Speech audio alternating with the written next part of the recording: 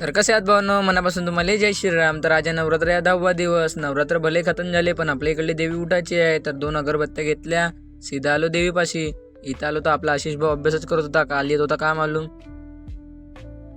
तर काय सीधी देवीची पूजा केली, देवीपासच्या मस्त टीका लावून घेतला आणि सीधा आलो घरी. तर आपली पुतणी आपल्याला घ्यायला आली ती तिकडे देवीपाशी बलवाले.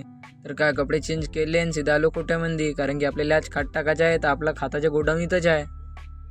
तर काय खाता पाला करून घेतला, बोऱ्यात भरून घेतला आणि सीधा निघलो वावराकडे. सीधा निघलो वावरामध्ये, खाताची बाल्टी भरून घेतली, खाताची बाल्टी घेतली हातात आणि भिल्लो खाट टाकाले फटाफट.